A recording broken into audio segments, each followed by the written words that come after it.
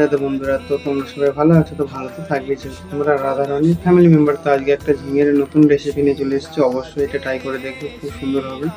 তো এখানে আমি আদা, কাঁচা লঙ্কা, সরষে আর তিল 1 চামচের মতন দিয়েছি, দিয়ে খুব ভালো করে বেটে নিয়েছি। আর তোমরা ওখানে টমেটো ইউজ করবে, তাহলে আরও ভালো হবে তরকারির টেস্টটা। আর এখানে মুগ ডাল আর আলু আমি সিদ্ধ করে নিয়েছি। আর তোমাদেরকে বলবো মুগ ডালটা খুব একটা সিদ্ধ করবে না, আমার একটু বেশি সিদ্ধ করা হয়ে গেছিলো। তো ঝিঙেগুলো এইভাবে লম্বা লম্বা করে কেটে নিয়ে খুব ভালো করে ভেজে নিতে হবে। আর নুন দেওয়া চলবে না ফার্স্টে, আর যদি পারো তো নুন দিয়ে দিতেও পারো, কোনো প্রবলেম নেই।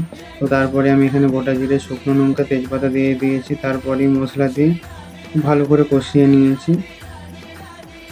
কষানোর পর তারপর এখানে নুন অ্যাড করবে, এখানে চিনি দেওয়া চলবে না একদমই। আর এখানে টমেটো তোমরা ইউজ করতে পারো, খুব ভালো হবে। আর অবশ্যই তোমাদেরকে বলবো, যারা যারা আমার ভিডিওটা ফেসবুক থেকে দেখছো অবশ্যই লাইক কমেন্ট শেয়ার করবে, আর যারা ইউটিউব থেকে দেখছো অবশ্যই চ্যানেলটাকে সাবস্ক্রাইব করে লাইক কমেন্ট শেয়ার করে দেবে। তারপরে এখানে আমি মুগ ডালটা আর আলু একটা দিয়েছিলাম, তো সেই আলুটাকে খাদি করে নিয়ে ডালের সঙ্গে দিয়ে দিয়েছিলাম সিদ্ধ করতে। আর ডালটাকে আমার বেশি সিদ্ধ করা হয়ে গেছিলো, তো এতটাও সিদ্ধ করা চলবে না।